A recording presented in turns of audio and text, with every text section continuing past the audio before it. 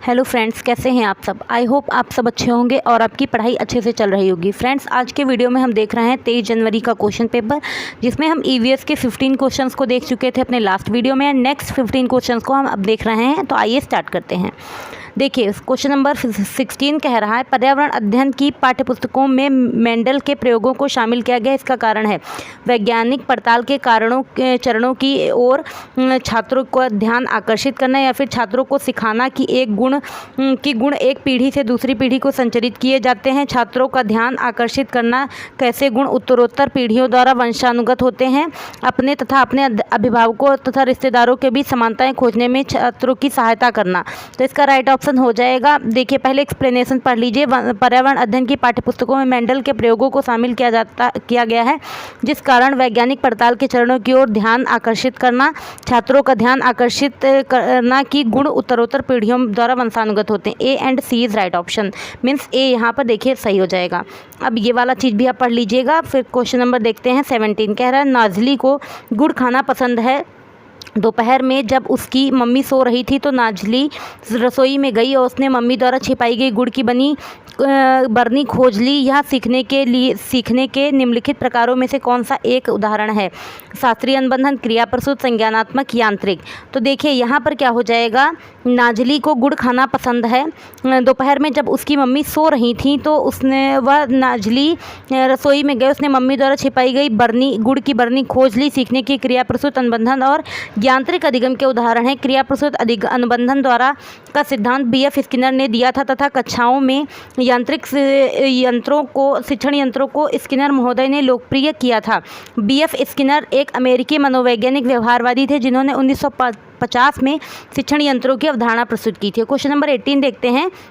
कह रहा, निम्नलिखित में से कौन से कथन सतत और समग्र मूल्यांकन की अवधारणा के सतत पद से संबंधित हैं। वृद्धि और विकास के अभिज्ञात पक्षों का आवधिक मूल्यांकन, या फिर कह रहा है वृद्धि और विकास के पाठ्यचर्या संबंधी और सह पाठ्यचर्या संबंधी पक्षों का मूल्यांकन, अधिगम अंतरालों का निदान और उपचारात्मक उपायों का प्रावधान, क्षमताओं और मनोवृत्ति अभिरुचि का मापन। तो ये देखते हैं हम इसका राइट ऑप्शन देखते हैं। पहले एक्सप्लेनेशन, फिर देखेंगे। कह रहा है यहाँ पे वृद्धि और विकास के अभिज्ञात पक्षों का प्राविधिक मूल्यांकन और अधिगम अंतरालों का निदान, उपचारात्मक उपायों को प्रावधान, यह दोनों सतत और समग्र मूल्यांकन अवधारणा के सतत पद से संबंधित है।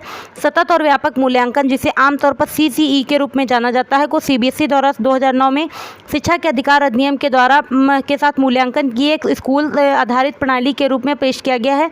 सतत और व्यापक मूल्यांकन सीसीई का उद्देश्य बच्चे के विकास के सभी पहलुओं और मूल्यांकन करना है, क्योंकि यह संज्ञानात्मक, मनोगत्यात्मक और भावनात्मक पक्ष सहित छात्रों के सर्वांगीण विकास को सुनिश्चित करता है।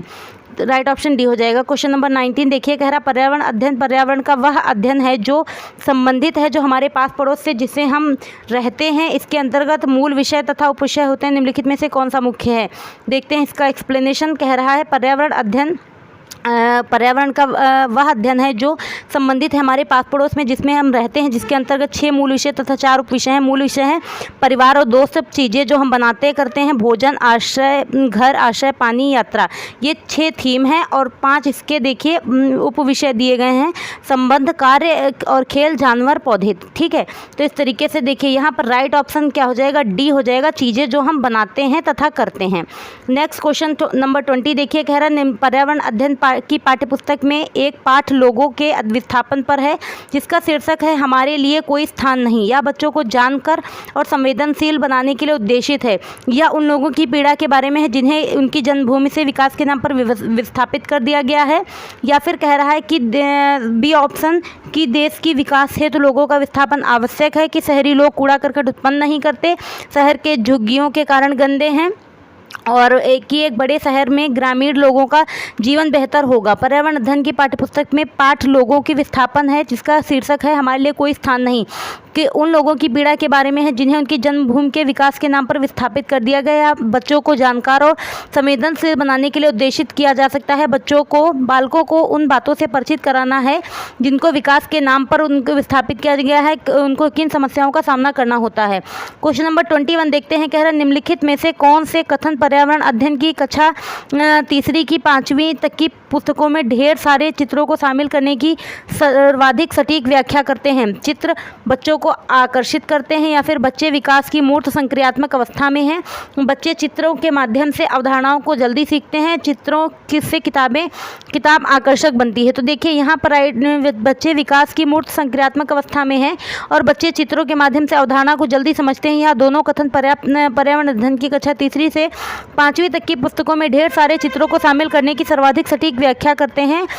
जब छात्र सीखने के कार्यों में एक दूसरे के साथ जुड़ते हैं तब वे सामग्री को बेहतर ढंग से याद करते हैं। उन्हें पता लगाते हैं कि वे अपने नए ज्ञान को प्रभावी ढंग से लागू और विस्तारित किया जाए। जब डिजाइन किए गए समूह कार्यों को शिक्षक द्वारा पढ़ाया जाता है तो छात्रों के वास्तविक जीवन के अनुभवों से जोड़कर पढ़ाया जाता है। क्वेश्चन नंबर देखते हैं 22। इसमें कह रहा है एक अध्यापक के लिए बीज अंकुरण का विषय पढ़ाने के लिए प्रभावी तरीका होगा। देखिए इसमें क्या प्रभावी तरीका होगा, कह रहा है विद्यार्थियों को एक सजीवक वीडियो देखने के लिए कहना जिसमें साबुत मूंग के बीजों का अंकुरण दिखाया गया हो। मूंग के बीजों का अंकुरण का चार्ट बनाना, या फिर यहाँ पे विद्यार्थियों से मूंग के बीजों का अंकुरण करने के लिए कहना तथा अवलोकन रिकॉर्ड करने को कहना। सी ऑप्शन ही राइट हो जाएगा। अब देख लीजिए इसका एक्सप्लेनेशन। कह रहा है एक अध्यापक के लिए बीज का अंकुरण का विषय पढ़ाने के लिए विद्यार्थियों से मूंग के बीजों का अंकुरण करने के लिए कहना तथा अवलोकन रिकॉर्ड करने को कहना, यह सबसे प्रभावी तरीका होगा। करके सीखना यह गतिविधि उपागम अनुभवात्मक अधिगम की प्रक्रिया का भिन्न अंग है। छात्र मूंग के अंकुरों के अंकुरण को देखकर बच्चे बीज के अंकुरण के बारे में देखेंगे और अनुमान लगाएंगे। अतः हम निष्कर्ष निकालते हैं कि अंकुरण की प्रक्रिया को समझने के लिए सबसे उपयुक्त गतिविधि जो है मूंग से अंकुर निकालते हुए देखना है। तो यहाँ पे इस तरीके से हमने देख लिया। अब क्वेश्चन नंबर 23 देखिए, कह रहे राष्ट्रीय पाठ्यचर्या की रूपरेखा NCF 2005 इस बात पर जोर देती है कि पर्यावरण अध्ययन की शिक्षा होनी चाहिए। देखिए कैसी होनी चाहिए, हमारे आसपास के वातावरण, प्रकृति, चीज़ों और लोगों के साथ बातचीत, क्रियाओं और भाषा के माध्यम से, या फिर कह रहा है NCERT केवल NCERT और राज्य बोर्डों द्वारा तैयार की गए पर्यावरण अध्ययन की पाठ्यपुस्तकों द्वारा भी तो होगा नहीं। पर्यावरण के से संबंधित गतिविधियों शामिल शिक्षक और विद्यार्थियों द्वारा, या फिर विद्यार्थियों द्वारा शिक्षक द्वारा चयनित उपयुक्त गतिविधियों द्वारा। देखिए ए यहाँ पर राइट ऑप्शन है, ए ज़्यादा सटीक बैठ रहा है। अब इसका एक्सप्लेनेशन देखिए, कह रहा है राष्ट्रीय पाठ्यचर्या की रूपरेखा NCF 2005 इस बात पर जोर देती है कि हमारे आसपास के वातावरण, प्रकृति, चीज़ों, लोगों से बातचीत, क्रियाओं, भाषा के दोनों के माध्यम से पर्यावरण अध्ययन की शिक्षा देनी चाहिए। NCF 2005 का मुख्य उद्देश्य जीवन और ज्ञान के मध्य की दूरी को कम करना तथा इस प्रक्रिया में बच्चों के विद्यालयी जीवन को बाहरी जीवन से जोड़ना चाहिए। NCF 2005 को प्राथमिक शिक्षा में लागू किया गया था। इस प्रक्रिया के माध्यम से विद्यार्थियों को रटने की प्रणाली से मुक्त कराना था ताकि उनका चहुमुखी विकास हो सके। अब देखते हैं नेक्स्ट क्वेश्चन नंबर 24। इसमें कह रहा है सबसे उपयुक्त विकल्प से रिक्त स्थान की पूर्ति कीजिए। डैश प्रकृति के प्रत्यक्ष अवलोकन को प्राकृतिक तथा सामाजिक दुनिया में पैटर्न और प्रक्रियाओं को समझने में युवा दिमाग को शामिल करने का एक माध्यम बनना चाहिए। देखिए यहाँ पे पर्यावरण को राइट ऑप्शन सी हो जाएगा। अब देखिए यहाँ पे पर्यावरण को प्राकृतिक के प्रत्यक्ष अवलोकन और प्राकृतिक और सामाजिक दुनिया में पैटर्न और प्रक्रियाओं को समझने में युवा दिमाग को शामिल करने के माध्यम बनना चाहिए, क्योंकि मानवता के बड़े पैमाने पर पर्यावरणीय परिवर्तनों ने सभी जलवायु वातावरणों को मौलिक रूप से प्रभावित किया है, जिसमें जलवायु परिवर्तन जैसे विविधता, जैव हानि और हवा और पानी में प्लास्टिक और अन्य को प्रभावित किया है। प्राकृतिक पर्यावरण से अभिप्राय पृथ्वी पर उपस्थित उन जीवी और अजीवी तत्वों के योग से बना है जिनका निर्माण प्राकृतिक रूप से हुआ है। दूसरे शब्दों में भूमि, जल, वायु, पेड़ पौधे और जीव जंतु मिलकर प्राकृतिक पर्यावरण बनाते हैं। पर्यावरण को 3 भागों में बांटा गया है, भौतिक, जैविक, सामाजिक। अब देखते हैं क्वेश्चन नंबर 25। इसमें कह रहा है इस साल स्कूल के बगीचे से खूब सारे आम इकट्ठा हुए। जूली ने पर्यावरण अध्ययन कक्षा 5 के पाठों आम खाएं, आम 12 महीने पढ़ाने के लिए इन आमों का उपयोग करने के बारे में सोचा। इस पाठ को पढ़ाने के लिए सर्वाधिक उपयुक्त तरीका कौन सा होगा? देखिए यहाँ पे कह रहा है खाद्य प्रसंस्करण इकाई भ्रमण, जिसमें विशेषज्ञ विद्यार्थियों को प्रसंस्करण प्रक्रिया के बारे में बताएं। आम खाद्य पदार्थ उत्सव का आयोजन, जिसमें विद्यार्थियों द्वारा बनाए हुए आम के विभिन्न व्यंजनों का स्टॉल लगाएं। या फिर कह रहा है नेक्स्ट खाद्य प्रसंस्करण इकाई के विशेषज्ञों को अपनी कक्षा में विशेषज्ञ वार्ता के लिए आमंत्रित करें। एक प्रदर्शनी का आयोजन जिसमें बच्चे आम से बने विभिन्न खाद्य पदार्थों को प्रदर्शित किया जाए। तो देखिए यहाँ पे ए बी सही हो जाएगा। अब देखते हैं इस साल स्कूल के बगीचे खूब सारे आम इकट्ठा हुए। जूली ने पर्यावरण अध्ययन तथा कक्षा 5 के पाठ आम खाएं 12 महीने पढ़ाने के लिए इन आमों का उपयोग करने के बारे में सोचा। इस पाठ को पढ़ाने के लिए सर्वाधिक उपयुक्त तरीका निम्न होगा। खाद्य प्रसंस्करण इकाई भ्रमण, इसमें विशेषज्ञ विद्यार्थियों को खाद्य प्रसंस्करण प्रक्रिया के बारे में बताएं। आम खाद्य पदार्थ उत्सव का आयोजन जिसमें विभिन्न विद्यार्थी उनके द्वारा बनाए हुए आमों के व्यंजनों का स्टॉल लगाएं। अब देखिए क्वेश्चन नंबर 26, इसमें कह रहा है पर्यावरण अध्ययन शिक्षण हेतु तो अध्यापक को निम्नलिखित में से किसका चयन करना चाहिए। बच्चों को अकेले कार्य करने के अवसर प्रदान करने चाहिए, बच्चों को कार्य करने में मदद करें, यहाँ पे बच्चों को छोटे समूहों में कार्य करने के लिए अवसर प्रदान करें, बच्चों को बड़े समूहों में कार्य करने के अवसर प्रदान करें। सी यहाँ पर राइट ऑप्शन हो जाएगा। अब देखिए पर्यावरण अध्ययन शिक्षण हेतु बच्चों को छोटे समूहों में कार्य करने का अवसर प्रदान करने, इस प्रक्रिया का चयन अध्यापक को करना चाहिए। समूह में कार्य करना विद्यार्थियों को सोचने, संवाद कायम करने, समझने, विचारों का आदान प्रदान करने और निर्णय लेने के लिए प्रेरित करने का प्रभावी तरीका है। छोटे समूह अधिक सादृश्यता की अनुमति देते हैं, जो अक्सर भेदभावपूर्ण व्यवहार को हतोत्साहित करते हैं। वे सदस्यों को एक दूसरे के बारे में जानने के लिए प्रोत्साहित करते हैं और प्रत्येक व्यक्ति द्वारा प्रदान किया जाने वाला ज्ञान और कौशल की सराहना करते हैं। क्वेश्चन नंबर 27 देखिए, कक्षा 3 के पर्यावरण अध्ययन में विषय पाठ जल में जिन महत्वपूर्ण संपत्तियों विषयों पर ध्यान दिया गया वे हैं जल के स्थानीय स्रोत, जल के उपयोग, लिंग भूमिका, दूरी के अनुमान। नेक्स्ट ऑप्शन है जल के स्थानीय स्रोत, जल के उपयोग, लिंग भूमिका, दूरी के अनुमान, सामाजिक भेदभाव, पीने के लिए स्वच्छ जल। बी ही राइट ऑप्शन हो जाएगा। देखते हैं इसका एक्सप्लेनेशन। कह रहा कक्षा 3 की पर्यावरण अध्ययन की पाठ्य पुस्तक में विषय पाठ जल में जल के स्थानीय स्रोत, जल के उपयोग, लिंग भूमिका, दूरी के अनुमान, सामाजिक भेदभाव, पीने के लिए स्वच्छ जल, इन महत्वपूर्ण संपत्तियों पर ध्यान दिया गया। प्राथमिक स्तर पर पर्यावरण एक एकीकृत विषय है जो विज्ञान मतलब जिसमें भौतिक, रासायनिक, जैविक, सामाजिक विज्ञान, इतिहास, भूगोल, राजनीति विज्ञान, समाजशास्त्र और पर्यावरणीय शिक्षा, सुरक्षा और संरक्षण की दृष्टि से व्याप्त करता है। इसका उद्देश्य बच्चों में माहौल के समग्र एकीकरण परिप्रेक्ष्य को विकसित करना है।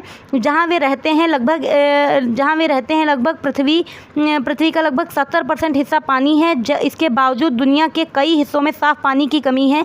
जल संरक्षण महत्वपूर्ण है क्योंकि यह वातावरण की रक्षा करते हुए पानी को स्वच्छ शुद्ध रखता है। विश्व जल दिवस 22 मार्च को मनाया जाता है। 1993 से प्रतिवर्ष 22 मार्च को आयोजित होने वाला विश्व जल दिवस मीठे पानी के महत्व पर केंद्रित है। क्वेश्चन नंबर 20 देखिए, निम्नलिखित में से कौन सी प्रक्रियाएं आकलन की प्रकृति को व्याख्या करती हैं। संवादात्मक, रचनात्मक, योगात्मक या फिर मूल्यांकन। यहाँ पर ए, बी, सी तीनों हो जाएंगी। मीन्स संवादात्मक, रचनात्मक, योगात्मक। एक्सप्लेनेशन देखिए, कह रहा संवादात्मक, रचनात्मक, योगात्मक प्रतिक्रियाएं आकलन की प्रकृति की व्याख्या करती हैं। आकलन की प्रकृति मानवीय, विद्यार्थी मित्रवत, उत्तरदायीपूर्ण, पारदर्शी होनी चाहिए। आकलन के लिए द्वारा निश्चित समय अंतराल में विद्यार्थियों के अधिगम स्तर का ज्ञान होना है और आकलन शिक्षक के विद्यार्थियों का आवश्यकताओं को व्यक्तिगत रूप से जानने में सहायता करता है। सतत आकलन एवं कक्षा शिक्षण प्रक्रिया साथ साथ चलने वाली प्रक्रिया है। सतत एवं व्यापक मूल्यांकन भारत के स्कूलों में मूल्यांकन के लिए लागू की गई एक नीति है जिसमें 2009 में आरंभ किया गया था। अब देखते हैं हम नेक्स्ट क्वेश्चन नंबर 29। देखिए इसमें कह रहा है कक्षा 5 के विद्यार्थियों के लिए वंशानुक्रम आनुवांशिकता एक अमूर्त प्रत्यय है। एक पर्यावरण अध्ययन की शिक्षिका होना अपने विद्यार्थियों में आनुवांशिकता की समझ पैदा करने के लिए डैश का आयोजन करेंगे। हाथों से क्रियाकलाप, भूमिका निभाना, अन्वेषणात्मक क्रियाकलाप, उदाहरणों से विश्लेषण। यही डी यहाँ पर राइट ऑप्शन हो जाएगा। देखिए एक्सप्लेनेशन कह रहा है कक्षा 5 के विद्यार्थियों के लिए वंशानुक्रम आनुवांशिकता एक अमूर्त प्रत्यय एक पर्यावरण अध्ययन की शिक्षिका होना अपने विद्यार्थियों की आनुवांशिकता की समझ पैदा करने के लिए उदाहरणों का विश्लेषण का आयोजन करेंगी। आंखों का रंग, बालों का रंग, किसी व्यक्ति की लंबाई वंशानुगत लक्षण कहलाते हैं। संतान में रक्त समूह माता पिता के रक्त समूहों द्वारा निर्धारित किया गया है। इन सभी उदाहरणों का प्रयोग करना चाहिए। आनुवांशिकता के बारे में सर्वप्रथम जानकारी ऑस्ट्रिया निवासी ग्रेगर जोहान मेंडल ने दी थी। इसी कारण इन्हें आनुवांशिकता का पिता कहा जाता है। आनुवांशिकी शब्द संबंधी प्रयोग के लिए मेंडल ने मटर के पौधे का चुनाव किया था। अब देखते हैं हम नेक्स्ट क्वेश्चन नंबर 30। इसमें कह रहा है निम्नलिखित में से प्राथमिक स्तर पर पर्यावरण अध्ययन की पाठ्यचर्या की विशेषताओं की पहचान कीजिए। समावेशी, संदर्भ रहित, अनुभवात्मक या फिर विषय केंद्रित। तो देखिए यहाँ पर क्या हो जाएगा, ईवीएस बच्चों को स्थानीय और व्यापक पर्यावरण के प्राकृतिक, मानवीय, सामाजिक और सांस्कृतिक आयामों की समझ, अन्वेषण और जांच करने का, विकसित करने का अवसर प्रदान करता है। प्राथमिक स्तर पर पर्यावरण अध्ययन की पाठ्यचर्या की विशेषता निम्न प्रकार है। समावेशित, अनुभवात्मक, प्रासंगिक, प्रसंग आधारित और संदर्भ रहित। प्राथमिक स्तर पर बच्चों पर्यावरण अध्ययन के उद्देश्य क्या हैं? बच्चों को प्राकृतिक, सामाजिक, सांस्कृतिक वातावरण के बीच संबंधों का पता लगाने, समझने के लिए प्रशिक्षित करना। तो फ्रेंड्स, इस तरीके से आज के वीडियो में हमने 30 क्वेश्चन को कंप्लीट कर लिया है। पढ़ते रहिए आप अच्छे से और खूब बढ़िया से पूरा वीडियो देखिएगा, समझ के अच्छे से एक्सप्लेनेशन ज़रूर खूब अच्छे से समझिएगा। इसीलिए हम सभी क्वेश्चंस का एक्सप्लेनेशन करवा रहे हैं, जिससे आपको एक क्वेश्चन से कई सारे क्वेश्चंस करने में हेल्प मिलेगी। ठीक है फ्रेंड्स, तो अगर आपको हमारी वीडियोस अच्छी लग रही हैं, हेल्पफुल हैं आपके लिए, तो प्लीज़ हमारे चैनल पर नए हैं तो चैनल को सब्सक्राइब कर लीजिएगा, लाइक शेयर एंड कमेंट कीजिएगा। Thank you.